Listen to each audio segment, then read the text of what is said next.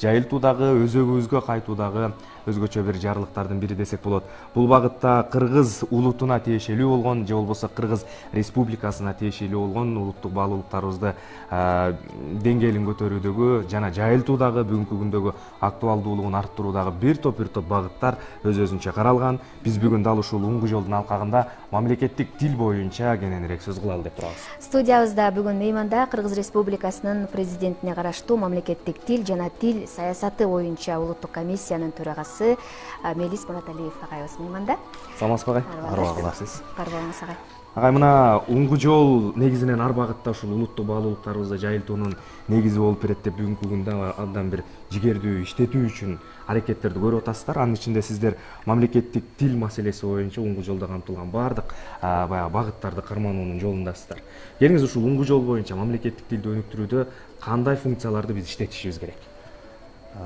Дегенде ошо мамлекеттик тилдин жалпы эле уңгу жол саясий документиндеги ээлеген орду жасай турган кызматы жөнүндө сөз кылаардан мурун уңгу жол тууралуу кыскача бир негизги түшүнүк бергим келип атат. Себеби көп элдер тарабынан бул эмне деген документ, кереги барбы жокпу деген дагы бир суроолор болуп атат.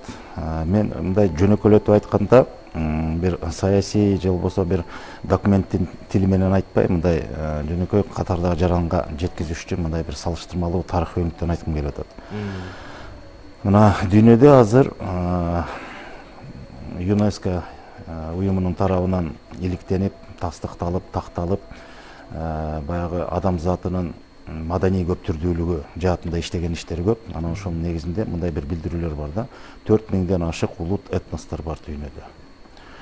Канчалык көп болсо, ошончолук адамзатынын маданий көптүрдүүлүгү деген сөз да. Бул мисалы өсүмдүктөр дүйнөсүндө, жаныбарлар дүйнөсүндө кандай көптүрдүүлүк болсо, бул жашоонун көркү дагы, табияттын көркү, маңызы да ошондон келип чыгат. Анан адамзаты бирөңчөй болушу мүмкүн эмес. Себеби улуттар, элдердин бири-биринен айырмаланышы бул жашаган аймагы, ошол ээлеген баясал кайсы материктин кайсы алкагында болбосун, жашоо образы деп коебуз. Мисалы тоолуу аймактабы, токойдобу, чөлдө, таладабы, суунун боюндабы, дарыянын боюндабы же деңиздин боюндабы деген мына ошол ар бир табияттын ыргак таасиринен улам элдик ошол жакта жашаган элдер өзүнүн бир мүнөз күтүп, өзүнүн бир калыптанган дүйнө таанымы, маданияты түптөлөт да. Ошонун катарында 4000ден ашык улуттардын ичинде биз барбыз. Анан андан тышкары дагы мындай бир маалымат бар. Бул баарыбызга белгилүү. Бириккен Улуттар уюмуна мүчө болгон эгемен мамлекеттердин саны 193. Бул так анык. Андан кем эмес, көп эмес. Эгемен дегенибиз, демек эч кимге баш ийбеген, өзүнүн тагдырын өзү чечкен, баягы дүйнөдө өзүнүн ордун бекемдеп, өзүнө жар салып, өзү тууралуу деп анан ошентип өзүнүн саясатын жүргүзүп келген 193 мамлекеттин ичинде биз да барбыз, Кыргыз Республикасы. Эми ошондон улам дагы бир көрүнүш пайда болуп атат. Адамзатынын тарыхында мамлекет куруу жаатында негизинен бир эле салттуу жолу бар эле да. Бул салттуу мамлекет куруу деген түшүнүк бул кайсыл бир эл өзүнүн бир тарыхый мекенинде, ошол табияттын койнунда кайсы эмне болбосун, тоо, тала, чөл болбосун, ошол жерде кылымдар бою жашап, ошол табият менен шийлешип, ошого жараша мүнөз күтүп, ошондой бир маданият, дүйнө тааным калыптанып, анан өзүнүн эгемендигин камсыз кылып, ошол аймакта мамлекет куруп, жар салып, мындай бир эч кимге баш ийбей өзүнүн жашоосун улантат. Бул салттуу мамлекет куруу жолу ошол. Бирок ошо адамзаттын тарыхынан акыркы мезгилдерде, бул эми адамзаттын тарыхы өтө узак мезгилдерди камтыйт, ошон үчүн акыркы мезгил дегенибиз бир 4-5 кылымдан бери мамлекет куруунун жаңы жолу пайда болду. Бул улуттарга, элдерге таандыгы жок, жалпы бир мындай коом, кандай коом болбосун, курама коом дейбизби, же болбосо жарандык иденттүүлүккө басым кылган, мына акыркы мезгилде бул саясат аябай күчтөнүп атат. Ошол жарандык иденттүүлүккө басым кылган бир коомдун жалпы кызыкчылыгы үчүн бир иштелип чыккан бир мамлекеттик түзүлүштөр пайда болду. Көбүнесе батыштан болду. Анан бул жерде бул мамлекеттер белгилүү бир улуттун, элдин же бир этностун маданиятына таянбайт. Белгилүү бир элдин нарк салтына дейбизби, жок, ал эч бир мааниге арзыбайт ал жерде. Анан албетте ал жерде бир тилдин үстөмдүгү болот. Ошол кайсы тилди мамлекеттик тил деп кабылдаса, ошол тил аркылуу ошол жарандардын, ошол мамлекеттин жарандарын өзүнүн бир белгилүү деңгээлде бир мындай жасалма деп койсок болот, табигый бир маданияты калыптанат, анан дүйнө таанымы калыптанат жана башка. Бирок биз дүйнөлүк тарыхтан билебиз, ошондой жол менен куралган мамлекеттер негизинен ошол мамлекеттердин мамлекеттик тили кайсыл тил болсо, ошол тилдин аркасы менен ошол тилдин ээси болгон элдин маданияты үстөмдүк кылат да. Мисалы Советтер Союзу учурунда бизде мамлекеттик тил деп коебузбу ошондой орус тили болгондуктан Советтер Союзунун курамында эмне деген улуттар жашаса, ошонун баары бир тилде сүйлөп, ошол тилдин аркасы менен ошол тилдин ээси болгон элдин маданияты, салты, наркы, жүрүм турум, адеби, аң сезими, дүйнө таанымы бүт калыптанып, бир өңчөөлүккө багытталган бир саясат болгон. Союз эле эмес, мисалы АКШны айтсак болот. Ал деле ошондой.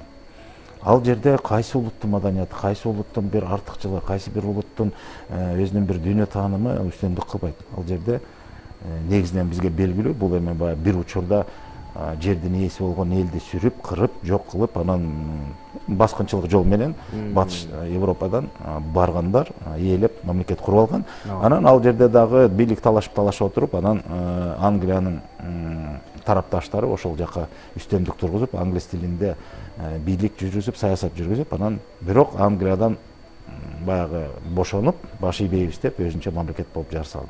Ал жерде англичандардын маданияты жок, ал жерде бир улуттун маданияты жок, бирок бир тилдин таасири бар. Эми мен ушунун баарын эмнеге айтып атам? Биздин ошол улуттук дем, дүйнөлүк бийиктик деген аталыштагы уңгу жол, саясий документ катары. Мунун негизги максаты, мен азыр жаңы эле мындай сыдырып өткөндөй, биз дүйнө жүзүндө 4000ден ашык улут болсо, ошонун ичинен аз сандуу улуттардын катарындабыз. Саны жагынан. Себеби дүйнөдө 100 миллиондогон баягы калкы бар, улуттар бар. Алардын тили, маданияты, салт, наркы жана башка дегендей, биз алардын катарына караганда биз өтө аз сандуубуз. Анан бирок ошондой болсок да, баягы Манаста айткандай, аз болсок да саз болуп, аттын кашкасындай болгон кыргыз баягы уйдун түгүндөй түмөн Кытайга туруштук берди дегендей, ошондой бир жакшы сапатыбыз бар. Биз ошол азыркы учурда эгемен мамлекет куруп жашап келатабыз. Бирок жылдан жылга, замандан заманга сырткы таасир күч алып, анан туруштук берүү жагын ойлоп атып, биз өзүбүздүн улуттук баалуулуктарыбызды, нарк, насил, каада, салттарыбызды жөн гана сактап эмес, ошонун негизде өнүгүү жолун иштеп чыгуу максатында ушул уңгу жол иштеп чыкты. Уңгу жол саясий документ катары биз өзүбүздүн кыргыз элинин байыркы тарыхынан түптөлүшүнөн баштап, Манаста айтылгандай кыргыз болгону, кыргыз атка конгону деген түшүнүк, бул этнонимге ээ болуу. Демек, элдүүлүктү түптөп, бир өзүнчө башка улуттардан айырмаланып калышы, ал жерде маданияттын түптөлүшү, тилдин калыптанышы деген нерсенин баарын камтыйт да. Мына ошондой эл болуп, ушул күнгө жеткени 21-кылымга билимге белгилүү болгон биз 4-үчү ирет мамлекет куруп келатабыз. Мамлекет куруу оңой эмес. Улуттардын баары эле мамлекет кура алган жок. Ошонун үчүн биз азыр мамлекеттин ээси болуп турабыз. Бирок ага чейинки мамлекет куруу тажрыйбабызды карасак, биз бир эмес 4 ирет мамлекет курган экенбиз, азыркысы 4-үчү. Анан бирок мындан аркы жолубуз мындай бир ойлоно турган нерсе, себеби адам затынын өнүгүү жолунда бир башка өзгөрүүлөр пайда болду. Улуттук баалуулуктарга эмес, улуттун өнүгүүсүнө эмес, азыр жалпы жарандык коомдун өнүгүүсүнө, индивидуализм деп туруп, жеке кызыкчылыктын негизинде өнүгүүлөр пайда болду да. Кээ бир мамлекеттерде элдин, коомдун пикири эмес, бир адамдын пикири үстөмдүк болгон көрүнүштөр болуп атат. Анан ошондой кыргыздын өзүнүн салттуу жашоосуна бул жат келген түшүнүктөр, мен коркпой эле жат десек болот, себеби биз элдүүлүктүн негизги маңызы бул ынтымак, биримдик, бүтүндүк да. Биз баягы элдин кызыкчылыгын биринчи орунга коюп, баягы эл эмне дейт деген түшүнүктө эл менен эсептешип, элге жака турган нерсе болсо, аны кабыл алып, элге туура эмес зыяны тие турган болсо, андан баш тарткан учурлар менен биз кылымдар бою жашап, элдин кызыкчылыгын биринчи орунга коюп, анан элдүүлүгүбүздү сактап, ынтымак, биримдиктин негизинде мамлекет куруп жашап келдик. Мисалы биздин макалдарыбызды карап көрсөңөр, эр жигит эл четинде жоо бетинде, же болбосо эр энеден төрөлөт, эл үчүн өлөт деген түшүнүк жашоонун маңызы кыргызда элдүүлүк үчүн, эл үчүн дегендей да. Анан эми ошол мындан аркы жашоодо адамзаты баардыгы элдүүлүк кызыкчылык эмес, же болбосо көпчүлүктүн, жамааттын кызыкчылыгы эмес, жеке кызыкчылыктын үстөмдүгү өкүм сүрүп атканда биз бул жерде азыр өзүбүздүн уңгулуу өзөгүбүздү деп коелучу, тамырдан келаткан уңгубузду сактап калышыбыз керек деген бир чоң маселе бар. Сактап эмес, ошону негиздебени ойлойт. Ошон үчүн уңгу жолдо ошол баягы тамырдан келаткан өзөктү бекемдөө биз негизги биз эми азыр коомбуз да баары бир мамлекет болгондон кийин эл болуп атканда, анан ошо мындан аркы өзүбүздүн уңгубузду сактоонун биринчи куралы же негизги куралы катары бул мамлекет болуп жашап аткандан кийин мамлекеттик тил болуш керек.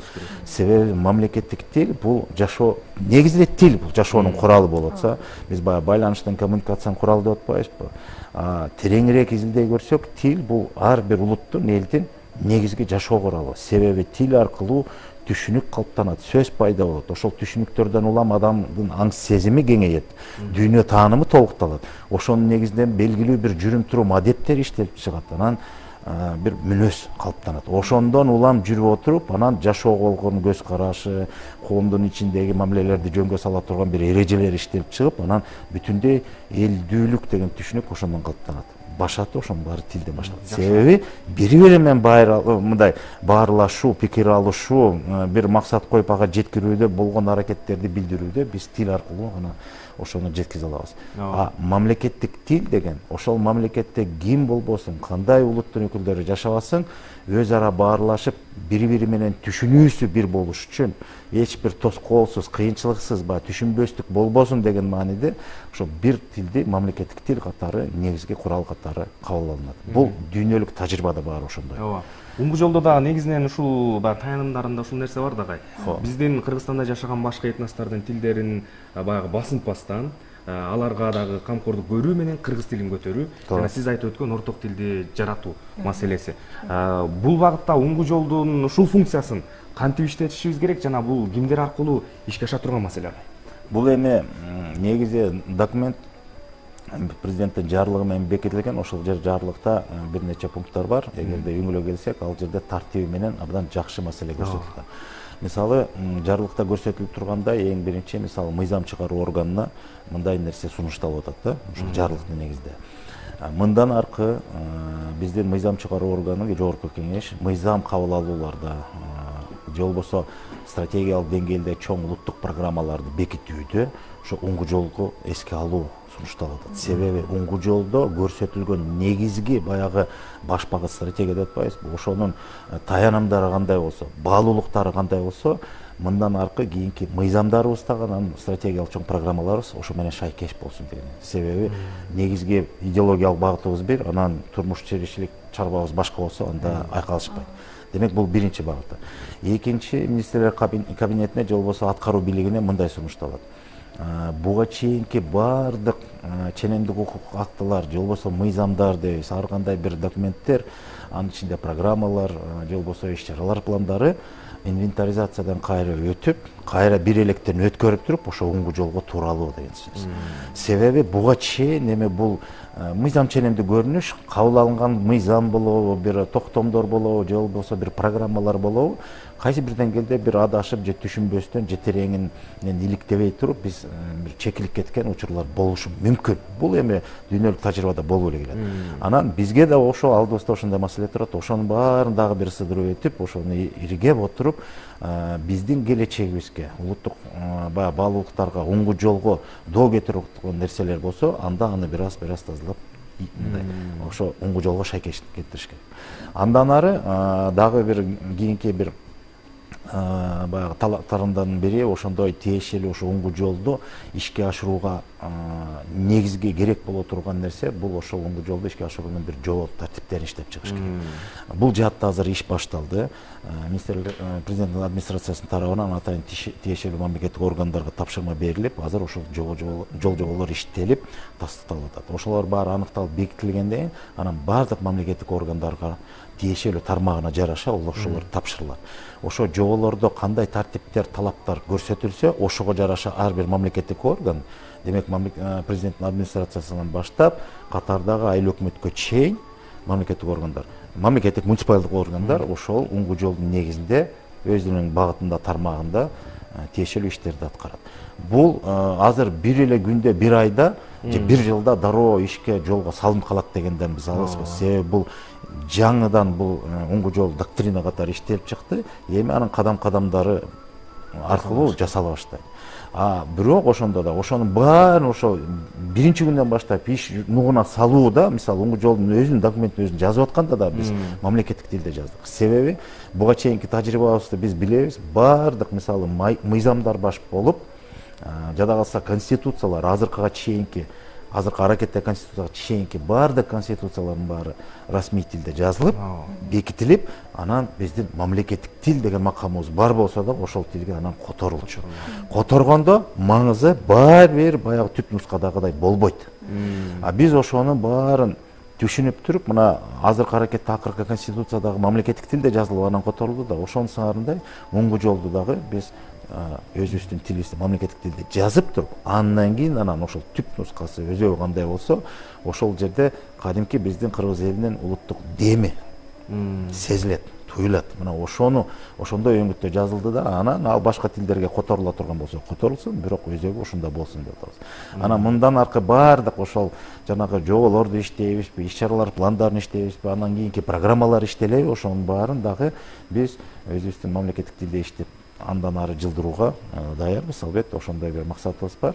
Анан кандай гана иш болбосун, өзү мисалы бул оңгу жол мамлекеттин мындан аркы өнүгүү жолу, баягы мен башында айтып өткөндөй, салттуу мамлекет куруу жолун улоодо биз оңгу жол деп атабыз. Себеби оңгубуз биздин тамырыбыздан.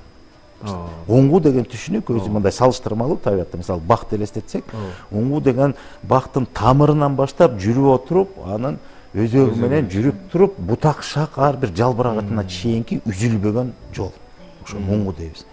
Биздин оңгу жолубуз бул ошо башаттан, тамырдан биз улут болуп, эл болуп калыптанып, тарыхта 3 ирет мамлекет куруп, анан азыркы 4-чү мамлекеттүүлүгүбүздүн жолун улап атканда, ошол оңгубуз бузулбасын деген мааниде. Анын ичинде эмне жатат? Анын ичинде биздин наркыбыз бар, салтыбыз бар, үрп адатыбыз бар, каадабыз бар, тарыхыбыз бар, турмуштук тажрыйбабыз бар, дүйнө таанымыбыз бар. Биздин маданият, өнөрлөрүбүз менен баары шерелишкен. Ал эми ошонун баарын улам муундан муунга кийинки урпактарга жеткирүүдө, баягы мураскорлук маселесин улантууда албетте негизги курал бул тил болот. Себеби тилдин байлыгы, тилдин көркөмдүгү, тилдин күчү эмнеде? Ошол тилдин корундагы сакталган сөздөрүндө. Ар бир сөз бул өзүнчө түшүнүк, ар бир түшүнүк жашоодон келген билим аркылуу калыптанат, анан сөз болуп аталат. Ар бир сөз бул жашоо тажрыйбасы. Демек, кайсыл тилде канча сөз түшүнүк болсо, демек ошол тилдин ээси болгон элдин басып өткөн турмуш жолу ошончолук бай, ошончолук кенен. Эгер кайсы бир тилде бир башка тилдер менен салыштырмалуу кээ бир сөздөр, түшүнүктөр жок болсо, демек ошол түшүнүк ал элге бейтааныш, билбейт аны. Жашоодо андай абалга, жагдайга кабылган эмес, ал түшүнүктөн кабары жок. Демек, андай тажрыйбасы жок дегенсиз. Биздин элдин, биздин кыргыз тилинин байлыгын эми керемет да. Мисалы биз азыркы замандын талабында сөздүктөрдө түзүп койгон баягы сөздүктөрүбүз бар да, Юдакен Карасаевдин сөздүгү, түшүндүрмө сөздүк деп атабыз. Бул биздин кыргыз тилинин бир эле чекеси. Себеби биз азыр унутулуп калган, колдонулбай калган, архаизм деп өзүнчө бир жерип калган бир сөздөрүбүз бар. Ошонун баарында эмне деген жашоонун байлыгы жатат, казынасы жатат. Мунун баары кыргыз элинин басып өткөн жолундагы турмуш тажрыйбасынан улам алынган түшүнүктөр. Алар өзүнчө сөз болот. Алыс барбай эле бүгүнкү күндө Илимдер академиясында, мисалы, тил институтунун, адабият институтунда архивинде сакталган 80ге жакын манастын варианттары бар, кол жазмалары. Эгерде ошол кол жазманы алып кызыккан адам болсо, барактап туруп окуп көрсөңөр, бир да сөздүктөн таппаган сөздөрүбүз бар. Ал сөз башка тилдин сөзү эмес. Манасчылардын бир керемети ушунда, бул ошол оңгу жолдун үлгүсү катары манасчыларды алсак болот. Себеби алар түпкүрдөн башаттан келген улуу баянды жанагынтип аян аркылуу алып туруп, ушунда бир көпүрө катары тамырдан келип туруп, бүгүнкү урпактарга өткөргүч катары ошону жазып эмес, айтып келишкен. Аны биз кагазга түшүрүп алдык. Ошол айтууда ошол жанагы көрөңгөлүү сөздөр, түшүнүктөр биздин жашоо турмушубуздун байлыгы. Тоголок Молдатанын чыгармаларын окуп көрдүм, сиз айтканда өзүнүн кол жазмасында.